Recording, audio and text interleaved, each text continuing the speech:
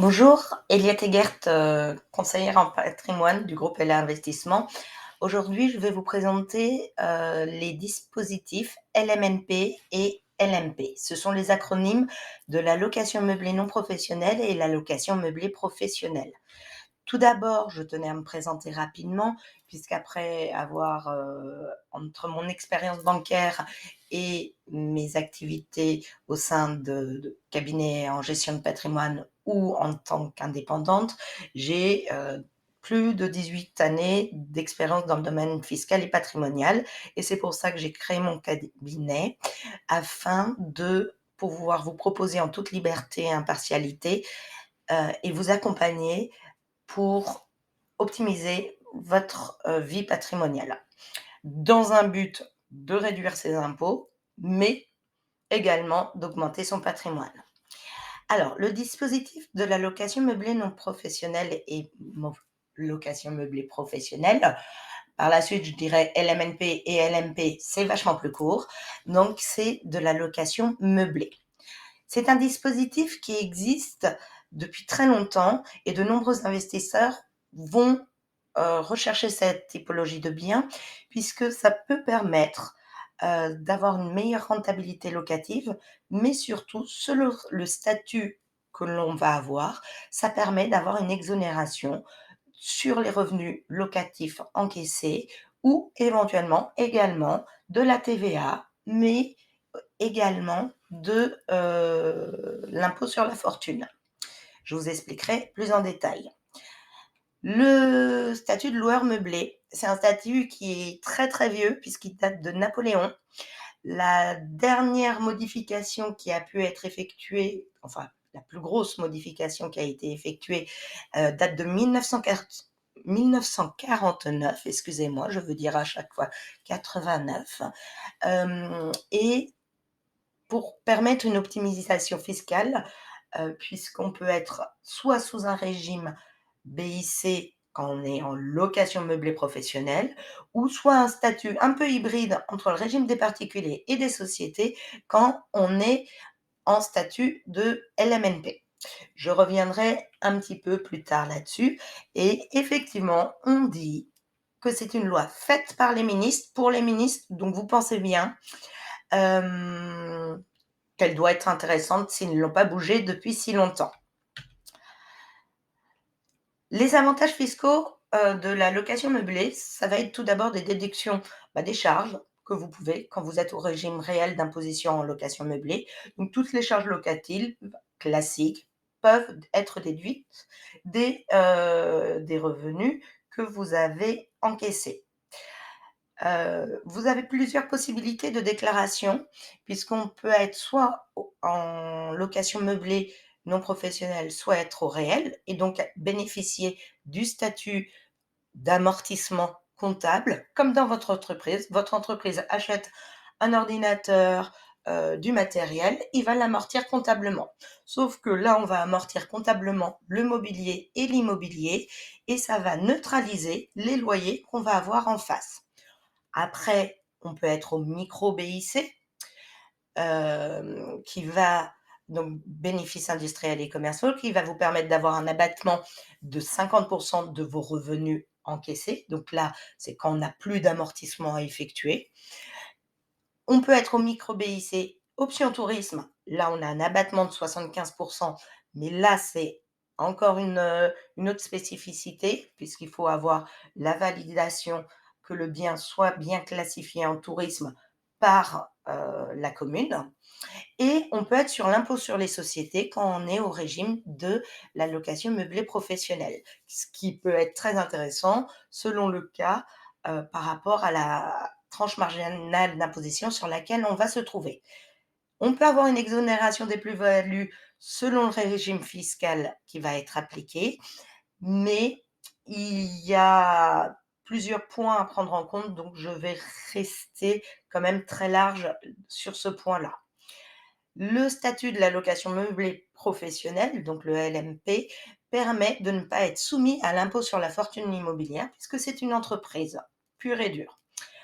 Et ça l'a grâce aux amortissements et selon la durée enfin le choix du dispositif et la rentabilité locative du bien, vous pouvez obtenir des revenus locatifs nets d'impôts. En déduction des charges, on peut déduire, quand on est au réel, les frais de notaire, les frais d'entretien, les réparations, les travaux, les frais de gestion, les assurances, assurance propriétaire non occupant, mais également l'assurance emprunteur, les intérêts d'emprunt, les impôts locaux, l'amortissement du bien immobilier, comme je vous disais, qui est très important, qui va être sur 20 ou 30 ans, ou l'amortissement du mobilier et des améliorations de celui-ci sur un délai de 5 à 10 ans. Le choix de la durée d'amortissement va s'effectuer avec le comptable puisque on va chercher à optimiser la meilleure, solution possible. Puisque comme je vous disais auparavant, c'est un statut un peu hybride, donc il y a des déclarations, à effectuer au niveau des bénéfices industriels et commerciaux. Donc on s'appuie sur un expert comptable, un cabinet comptable qui est spécialisé dans ce domaine-là, qui permet de vous éviter des tracas à remplir les documents de l'administration fiscale. Les impôts locaux, il y a la taxe foncière, comme habituellement, comme tout bien immobilier. Bien sûr, la part des ordures ménagères reste à la charge du gestionnaire ou du locataire et il n'y a pas de cotisation foncière des entreprises si le bien est géré par, une entreprise de gestion, de type résidence, de tourisme, affaires, étudiante, senior ou maison de retraite, ou si le bien, la location meublée la location meublée est au sein de votre habitation principale. Autrement, vous êtes soumis, en plus de la taxe foncière, à la contribution foncière des entreprises. Donc en résultat, ce dispositif permet de déduire les charges, d'imputer les déficits sur les revenus locatifs, d'avoir une éventuelle exonération des plus-values et surtout, ça ne rentre pas dans l'impôt sur la fortune immobilière. La location meublée gérée, on va rentrer un peu plus dans ce détail-là, puisque c'est un dispositif qui va vous apporter beaucoup de sérénité et de la tranquillité. Pourquoi? On va être soit sur des logements neufs ou anciens, de type résidence étudiante, tourisme, affaires, c'est les appart-hôtels, seniors ou les maisons de retraite appelées les EHPAD. L'avantage, c'est que, on a des budgets accessibles puisque on ne va pas avoir, on va acheter le bien immobilier hors taxe. Je vous reviendrai dessus pour vous expliquer pourquoi et on va avoir des rendements performants et optimisés, mais surtout, une visibilité sur la totalité de l'investissement puisqu'on va avoir un bail commercial et donc un gestionnaire qui va s'engager à minima pour 9 ans à exploiter l'ensemble de la résidence. Et quand il exploite l'ensemble de cette résidence, il va vous n'avez pas à vous occuper de savoir si votre logement est occupé ou pas, c'est à la charge du gestionnaire. Mais surtout, il va s'occuper, des petits travaux, changement de locataire, les petits coups de peinture, les petites fuites. En gros, c'est comme si vous alliez effectuer un placement sur un compte épargne, tout simplement. Puisque comme je vous disais, le principe est simple, c'est vous l'investisseur, vous achetez un bien soit dans l'immobilier, soit dans l'ancien, mais qui va être géré par le gestionnaire. Ce gestionnaire va avoir un locataire final. Le locataire final va payer au gestionnaire son loyer. Le gestionnaire va vous reverser, un loyer, mais qui ne va pas être le même que celui qui l'a perçu, puisque dans, pour l'existence et la vie de son bien, enfin de la résidence, il va devoir avoir du personnel d'accueil, du personnel s'occupant des services pour l'exonération de TVA. Il va avoir donc au niveau du service petit déjeuner, des personnes au niveau du ménage et il va avoir également des personnes qui vont s'occuper des petits entretiens. Et bien sûr, ça reste une entreprise, il se fait aussi sa marge bénéficiaire.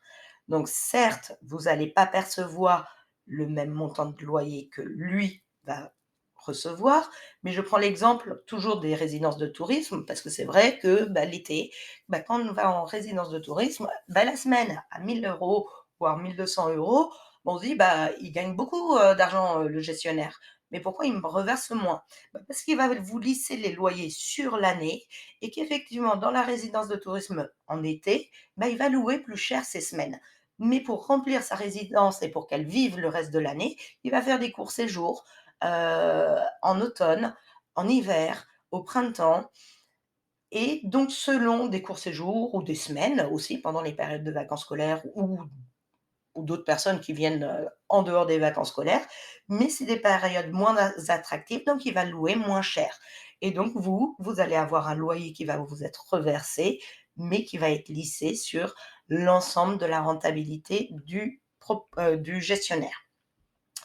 La récupération de la TVA, c'est intéressant puisque en fait, vous allez pouvoir acheter votre bien immobilier hors taxe. C'est-à-dire que comme on est sur un statut hybride, on va être soumis donc aux bénéfices industriels et commerciaux.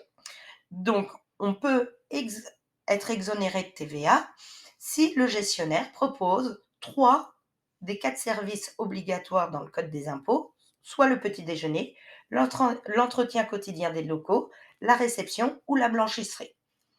Il suffit juste qu'il les propose, les gens disposent ou non.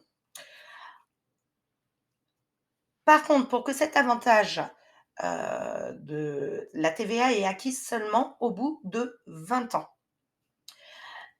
Imaginons, vous revendez votre bien au bout de 11 ans.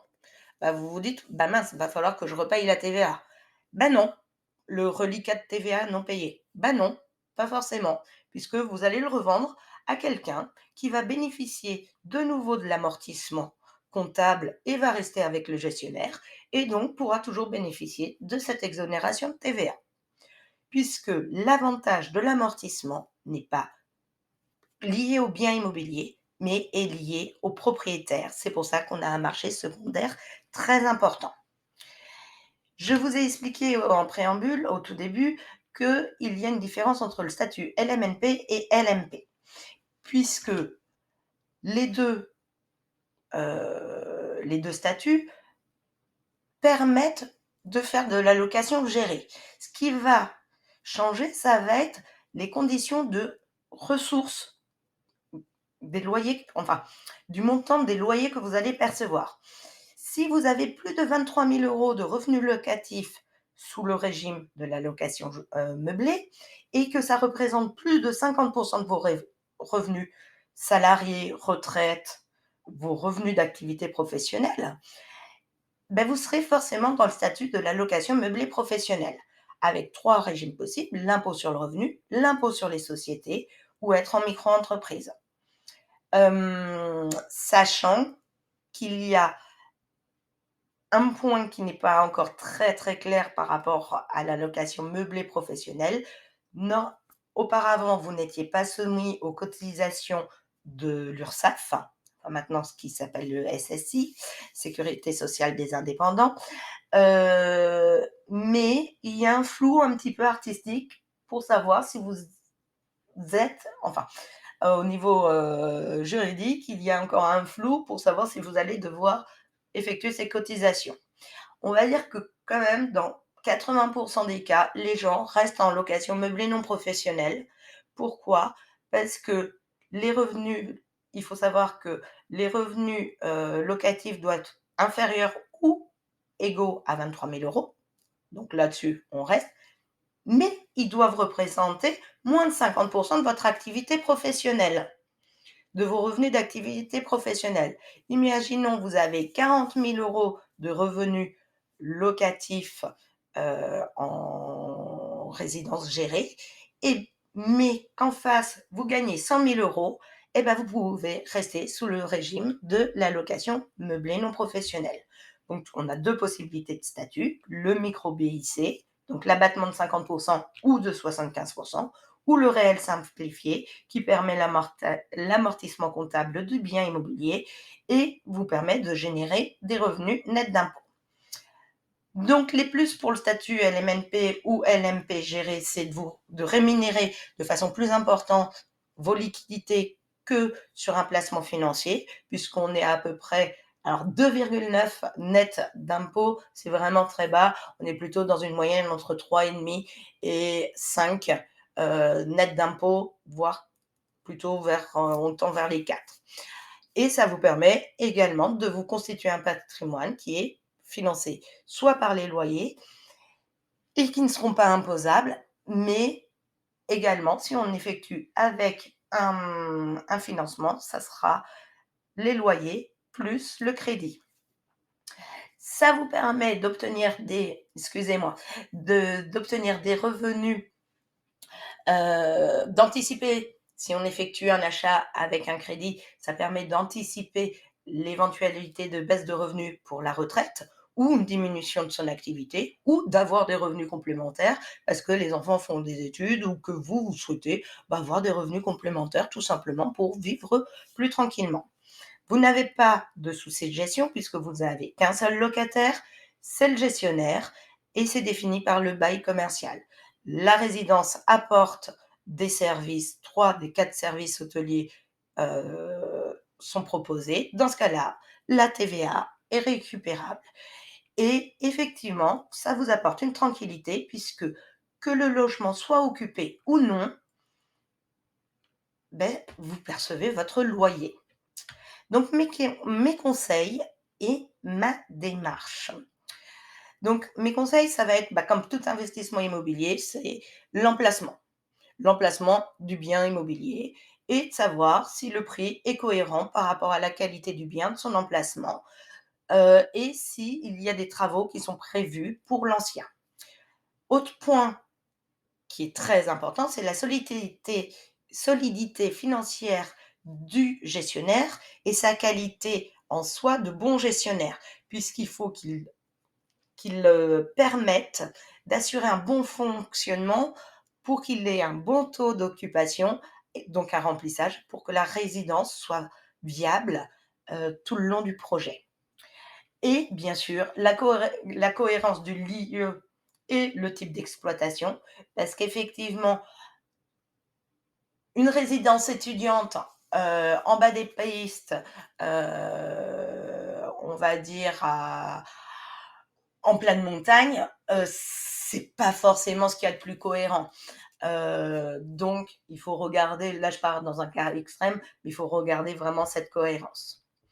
Ma démarche, comme je vous disais, le but c'est d'avoir une écoute, d'effectuer un audit patrimonial qui va nous permettre d'avoir un échange confidentiel et de voir ce qui va être le plus adapté à vos objectifs et à votre situation actuelle. Après, j'effectue des présentations de produits, enfin de solutions et stratégies et de produits sur des produits concrets. On valide cette stratégie patrimoniale et après, on va à la recherche purement et simplement du bien immobilier, sauf si dans la première présentation, j'ai trouvé le bien immobilier qui vous convenait. Et après, vous m'avez sur le dos pendant quelques années puisque j'accompagne l'ensemble de mes clients pour les déclarations fiscales et lors de la vie du bien immobilier, s'il y a besoin d'avoir un contact avec le comptable, une explication supplémentaire avec le gestionnaire et ainsi de suite.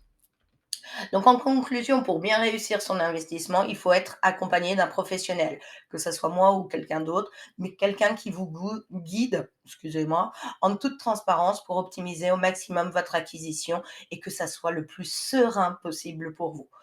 Voilà. Je vous présente quelques-uns de mes partenaires. Alors, la page n'est pas assez grande, j'en ai plein d'autres. Donc, c'est juste pour vous dire, voilà, quelques partenaires que j'ai, aussi bien immobilier que au niveau financier. Dans tous les cas, je vous remercie de votre écoute. N'hésitez pas à me contacter. Je serai ravie de pouvoir échanger avec vous, aussi bien sur des interrogations liées à cette présentation ou si vous souhaitez effectuer, hem, une démarche plus importante.